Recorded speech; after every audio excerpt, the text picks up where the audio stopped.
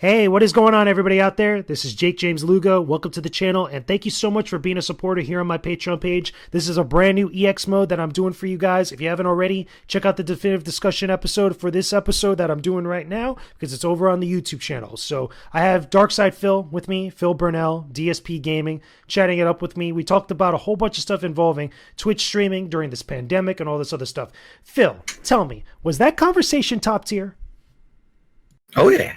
It was fun, man. Yes. You see, my streak continues, man. I'm getting nice at this. You see, the thing is, Phil, is like, again, every time I have a guest on the show, I always ask them, was that conversation top tier? And every single one of my conversations have been top tier. They've been S tier. They've been good. So I'm keeping the streak going. You know what I'm saying? Hell yeah. Which is great. So I want to talk a little bit, obviously, now more about your career. We have to talk about the bullshit. Just going to put it out there. Like that. I know, Phil, because at least me and you have a rapport where we can talk about stuff honestly and stuff. And there's been a lot of craziness with you over the last, like 2-3 years, I want to say, give or take. I'd say about seven years. I was trying to be generous. I was like saying, like, yo, you've had a good one so far, but you had a little bit of bullshit. But like, it's been a little bit wild. And again, I look at this stuff from a distance because even though I've followed your career over the years, you know, almost as long, like I said in the last episode, as my own career in games media and stuff, but I watch, you know, as I'm doing all my other work and such. And there's been some wild stuff with you, like specifically, obviously, with interactions with other content creators, with other streamers, with other people that have been on the YouTube and the Twitch space, you know, for a while. I mean, now at this point, now that you've been doing this for a while, has it gotten a little bit easier despite all the craziness? Well, let me put it this way. You get to a point where for number one, I've been around the block for so long that I've heard everything. I've had every possible thing said about me, thrown against me. Like nothing's new. Exactly. You know, I've had the most ludicrous things that are just completely, utterly 100% fabricated, not based on a single fact, passed around the internet about me as if they were. And when you get to that point, it's like, it just doesn't matter anymore because people are going to be gullible and they're going to believe whatever they want, whether there's facts there to prove it or not. So for me, I just on a daily basis say, I'm just going to unplug from that crap and I'm just going to do my own thing. I'm going to do my positive streams. And I'm absolutely sure that people will take things that I say and do on a daily basis out of context to make me look bad. And I'm absolutely sure they will create drama. And I'm not about that. So, you know, I am just going to. I was going to say, let me ask you this, because I think it's also important to acknowledge this too. Did you ever feel like at any point within the last couple of years, because again, even though you said like maybe 7 years, but let's just say like the last like 3 or 4 years, just to be generous like that. Did you ever feel like a lot of the reaction from the majority of the people out there, and I'm not just talking about just the mindless trolls, because there's always mindless trolls on the internet and they're always going to be there. There's like nothing anybody can do about them. They're going to be what they're going to be and stuff. But did you ever feel like sometimes, you know, the reactions and just the behavior of a lot of the crowds that feel a certain way about you, did you ever feel like maybe you contributed to that in any sort of way, like whether it's through your actions, like, you know, actively or passively and stuff? Because there's a lot of people, I'm not gonna lie, like I've looked at like videos online about you or followed your career, there's a lot of people who just straight up don't like you. I'm like, damn, that's crazy. Yeah, you know, when you've been around as long as I have, you're obviously you're bound to make mistakes. And you know, when I started 12 years ago, it was a completely different culture when it came to gameplay and video game on the internet and YouTube in particular, because you know, back then live streaming was unheard of. It was kind of like the Wild West. It was like anything goes, do whatever you want, and get away with it. So whether it was over the top, sexualized humor about stuff going on in video games that I would use in my commentary, or whether it was very, very edgy things regarding race and stuff like that. I remember that. Obviously, I did it. I'm not going to, you know, the thing is, I've published all my content. I never have taken a single piece of content and hid it behind something to pretend like it didn't happen. It's all public out there. Everyone knows what I've said and done over the years, but I've definitely over the last 12 years matured. I would say since I became a full-time streamer about 3 to 3.5 years ago, I kind of sat myself down and I said, if I'm really going to continue to be some kind of a content creator, I need to change things up. I can't just keep doing the same stuff I did. Times have changed, culture's changed, and I've changed.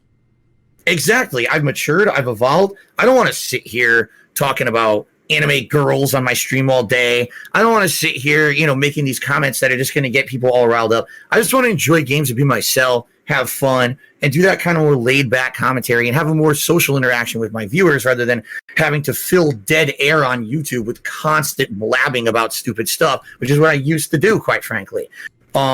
So I admittedly, there's been so many things I've said and done over the years that I know have irked people in the wrong way, whether it was insulting a certain group of gamers for doing certain things or liking certain genres of games or insulting other content creators. That's just stuff that naturally happens over the course of a career that you look back and you're like, why in the hell did I say do that? Why did I ever act like that? You know, a lot of the times people would ask me questions back in the day and I would get absolutely no information whatsoever. I would just talk out of my ass.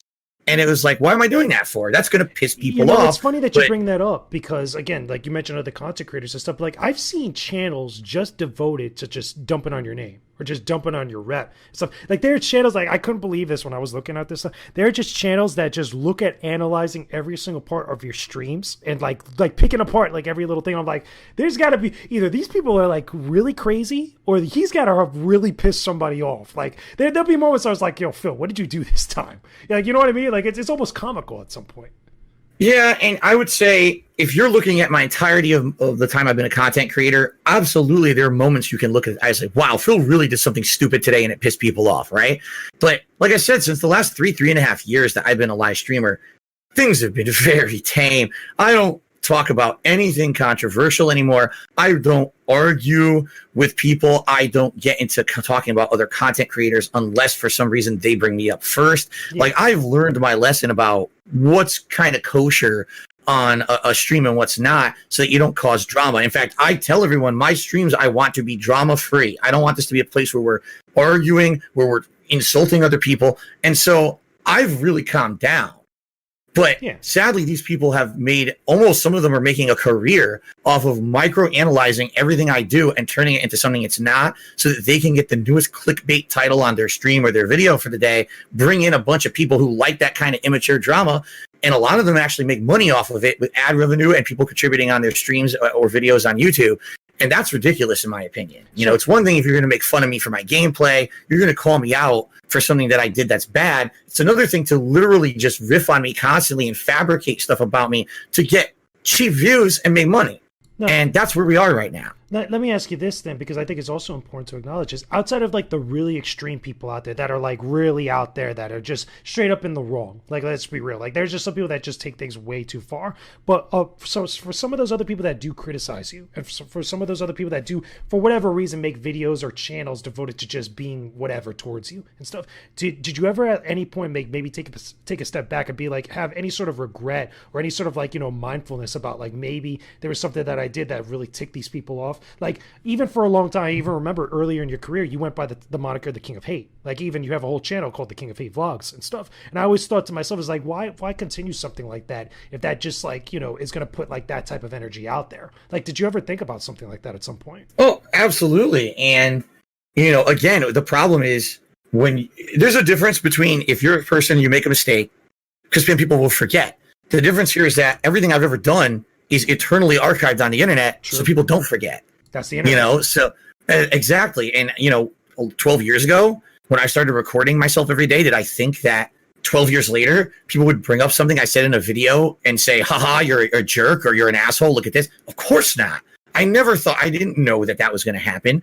Absolutely. There's people who have grounds to criticize me for the kind of stuff that I've done over the years. But the funny part is that there's some people who are intelligent enough to look and say, okay, that was 10 years ago that Phil said that. Things change, obviously. Exactly. Why do you think that the world is like this unchangeable black and white color palette that never changes? It's not. You know, people mature, people grow up. My content today is light years different, you know, light years away from what it used to be. And I pride myself on that. When people come to my streams every day, when I start, I say, this is not going to be a place for drama. This is not going to be a place for toxicity. This is a place for us to enjoy games and have fun and positivity together. That's what I'm striving for.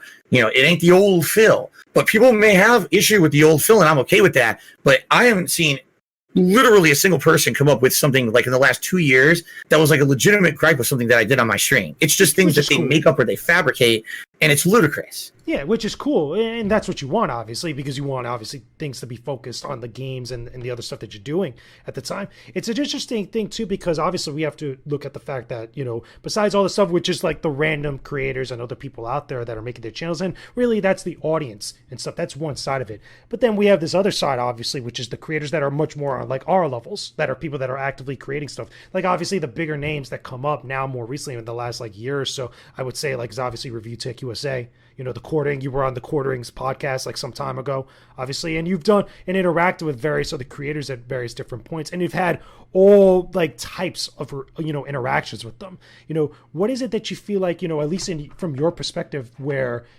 you know, these types of like, you know, reactions or these types of like, you know, like word of mouth or whatever it is about you that pervades like this, you know, this perception of you, you know, for a long time, for at least from what I saw, again, on the outside looking in, there was just a lot of people that are just going at you and saying things about you just to jump on a train, just to criticize or just to say things about you that at least in my opinion, you know, and I'm pretty sure a lot of people out there were mean spirited, you know, no matter what, you know, specific thing that they were referring to. There were just some people that are just being nasty just for the sake of being nasty's case. But what was that like from your perspective? Man, you know, for me, it's frustrating. And the reason is I've always been a person who very few and far between will you even notice times in my 12 years that I've ever really focused in on another content creator. I think at the very beginning of my career, I think of maybe one, which was the guy from Machinima. That was like years ago before you joined Machinima, I think. Probably, yeah, exactly. Notch, that's right. Notch, that was his name. I forgot his name. And then after that, we became cool, and there was no problems after we squashed that stupid beef from how long ago. Once I criticized a YouTuber because he was in a gaming advertisement that was running on my video and it promoted his YouTube channel. I'm like, why are you promoting your gaming YouTube channel on an ad on my video on my gaming YouTube channel? That's kind of a really slimy business practice. And outside of that, every once in a while, you talk about a big content creator like PewDiePie or Ninja because they're in the news or whatever. Yeah. But in general, I'm not someone who would bring up other content creators, nor do I really even care what they're doing. For me, I'm a kind of guy where I want to focus on my own thing. I'm a hard worker. I want to be here 6 days a week putting out content for people. And I don't want to have all that white noise constantly going on around me because I know there's always people talking about me. There's always people saying, you know, just be honest, nasty stuff about me that I can't deal with it because if I dealt with all this stuff on a daily basis, I'd have no time to make my own content. It would just be me addressing all the crap. Let me ask you this then, because this is also a good like jumping off point from that. Did you ever feel like, especially with some of the larger creators that have either talked about you or have interacted with you in some way, and again, the best example, because it was the most recent one, is Review Tech USA, where at least in some videos that I've seen, he went into one of your streams that like donated in order to get your attention about stuff like that. It's just something about like, you know, he wanted you to join his podcast and stuff. When it came to crazy things like that, or even beef for whoever, for whatever reason like that, did you ever think, or at least, you know, try to make it a time to be like, okay, let's talk about this behind the scenes and let's just like, you know, put this to bed? You know what I mean? Like, you know, because at least for the audience, you know, when they see two creators or two larger creators going at it for whatever reason, like to them, it's just a spectacle and it just keeps going. They want it to keep going because it's more entertainment. That's right. That's right. You know what I mean? Like that at some point, I'm pretty sure for anybody in some way that could get, you know, tiring. It could get annoying. And it's like, it takes away from what you're doing. But at least from your perspective, did you ever think about at one point just being like, yo, listen, let's talk about this for a second. Let's just like have a real conversation. See, here's the thing. I would be totally okay with that. If that was the avenue that someone like Rich took to contact me behind the scenes and said, hey, Phil, I got some stuff I'd like to talk with you about. Maybe you could appear on my podcast. Here's what we can discuss, blah, blah, blah. Yeah. I would be open to that. The problem is most of the people who want to get my attention aren't doing that. What they're trying to do is get that clickbait reaction from me. The headline. So exactly. What Rich wants, he wants me to go on his podcast so he can discuss my personal life, which I'm not going to do. I'm not going to discuss my personal matters that have nothing to do with my streaming content. That's your choice. That's right. And he comes on my stream and starts cheering with bits on my Twitch stream, trying to get my attention, asking if I'll go on a podcast. Or of course, I'm not going to respond positively to that because I have no interest in it. I want to ask you this: like, when somebody does something like that, okay, before you continue, like, when somebody does something like that, is there a line crossed at that point? Like, at that point, is like there's no means of like, okay, we can't really have a conversation at that point because you're like literally trying to do something else that's like gets into other territory. Right. I mean, what it is he's trying to get attention and derail my stream. I'm trying to put out my normal business. This would be like walking into someone's brick and mortar store, and putting on a scene to get attention. Yeah. When it's like, you can't do that in real life. You'll get arrested. But because it's the internet, it's the Wild West, right? Everyone can do whatever they want. So he comes and he derails my stream to try to get me to be on his content, so he'll make money and he'll get views. And then he wants to talk about my personal life. It wasn't about, let's talk about your gameplay streams. It was stuff that had nothing to do with anyone else's business. And I'm like, no, I'm not going to respond positively to that. I'm going to tell him thanks, but no thanks. And what I basically told him was, no, I'm not going to be on your podcast. And that was the end of it. He hung around for a little bit and then he took off. But if someone were to contact me behind the scenes and say, hey, Phil, I'd be interested in having you on in a piece of content.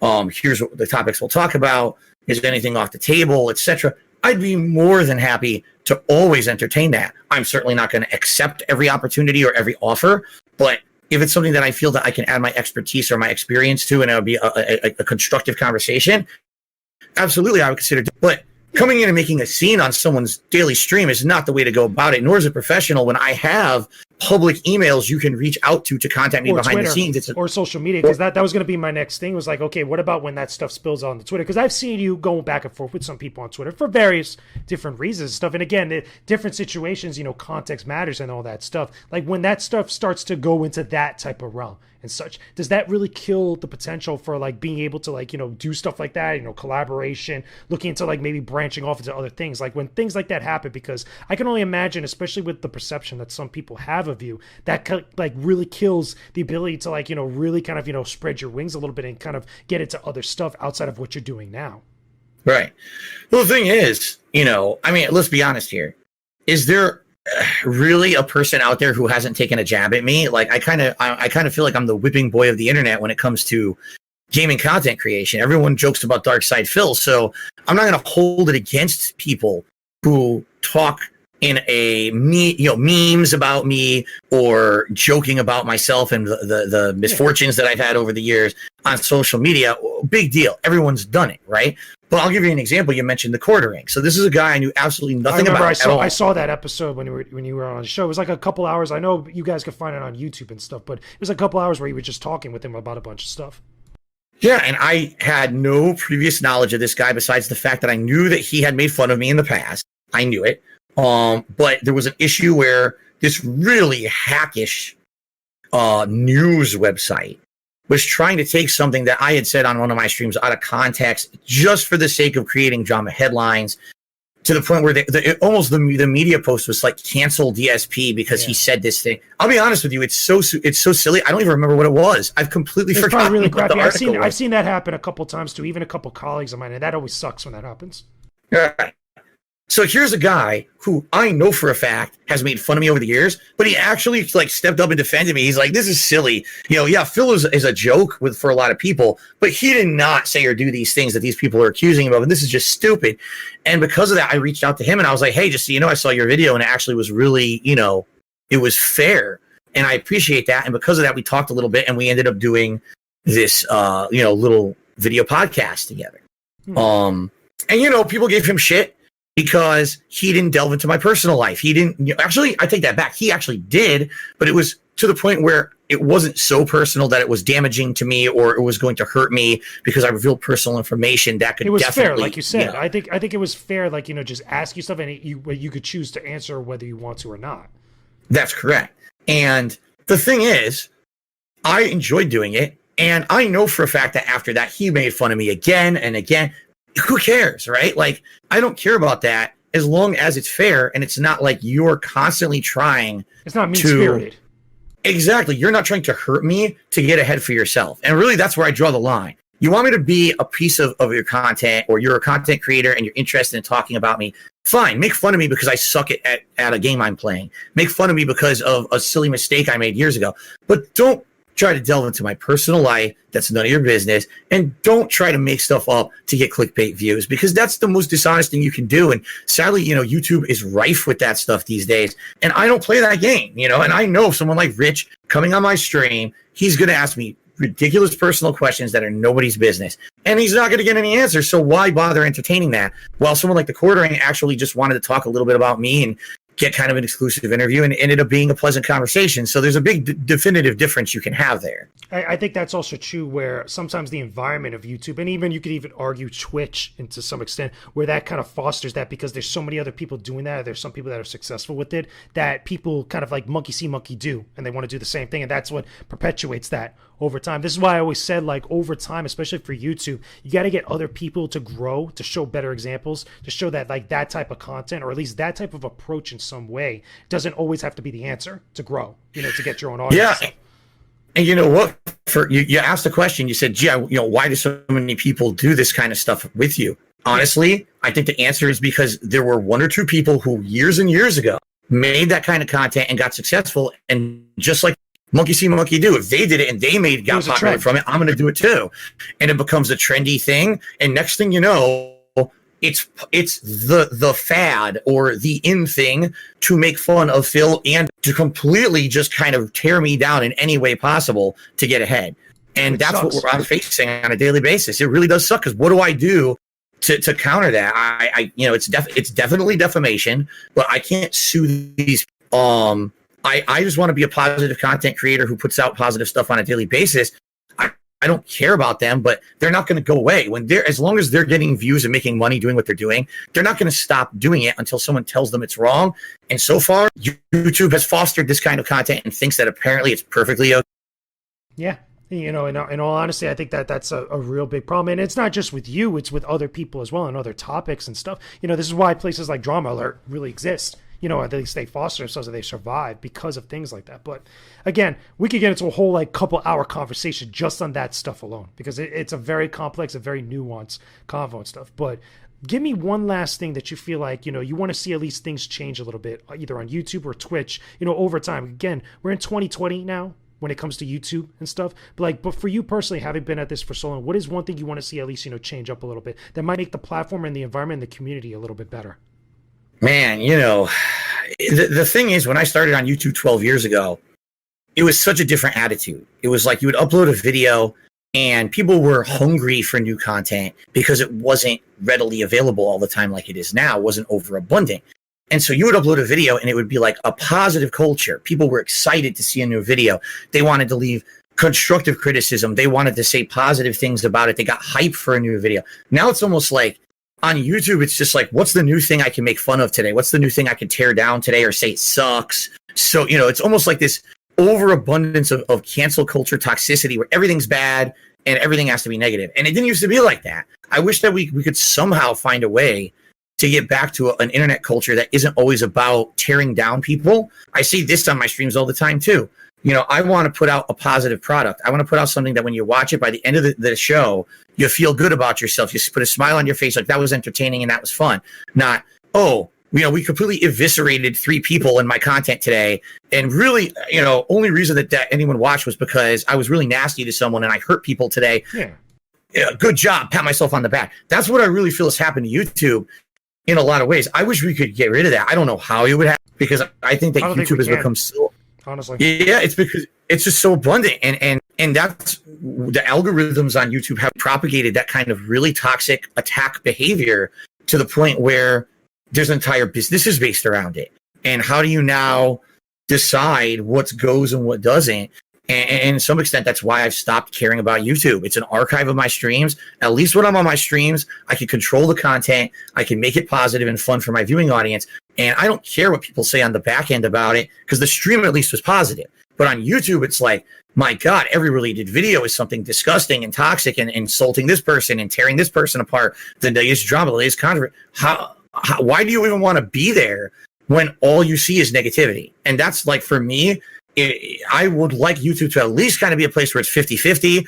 And sadly, at this point, I think it's like 90-10 steered towards toxicity and negativity. And that's a really bad thing because when I started 12 years ago, it was the complete opposite. It was fun. It was a place where people put out creative content on a daily basis and were eager to see that content. Oh man, grateful that people would put out good, fun, entertaining content. Not so eager to just destroy everyone else on a daily basis. And it's really gone downhill in that regard. I feel you. Definitely think that there's could be a strong case made for stuff like that. Again, especially now in 2020 with a lot of the stuff that's happened over the last couple of years and such. But again, that's a really deep, really complex conversation that could last for hours. So we're going to kind of cut it off here now for the time being. But Phil, thank you again for chatting it up with me on this episode of EX Mode and stuff. This was cool, right? Like this is absolutely. This is dope. It was very fun. Very fun. Very, very dope. So again, I know you said it before in the last episode, but tell it for everybody else here on Patreon and stuff. Where can everybody find you on the socials? All right. On Twitter, twitter.com / they call me DSP or @ they call me DSP. On Twitch, twitch.tv / DarkSidePhil. And on YouTube, youtube.com / DSP Gaming. So definitely check that stuff out when you guys can, if you're not already in the know about that stuff already. What is one thing you're going to be doing during quarantine besides gaming and stuff like that? Any specific thing for you to chill out that you could think of that you've been doing? Well, not only do I do main game playthroughs of hot releases, but I do what's considered chill streams. Games like Animal Crossing or Minecraft or even Elder Scrolls Morrowind, where it's so much open world content that I just kind of relax and interact with my viewers. So it's not necessarily serious gameplay, but it's just kind of hanging out. And just this week, coming up on Thursday, I'm doing a Q&A show just to talk to my viewers for a few hours. So, it's not just about games all the time. Sometimes it's about a social experience, too. I like that. Awesome. That sounds dope. That sounds chill. So definitely be on the lookout for that stuff, guys, when you guys can. But anyway, thanks again, Phil, for chatting up with me. Guys, let me know down below in the comments, either on Patreon or on YouTube, if you guys enjoyed this episode. Don't forget to leave a like on the video, of course. And also send me suggestions of who else you guys want to see on the show and what topics you want to see us discuss here on EX Mode or my Definitive Discussion show. But as always, don't forget to check out all that stuff. And thank you so much for being a supporter here on my Patreon page. From both of us here, we will talk to all of you again very soon. Peace out and stay epic, everybody.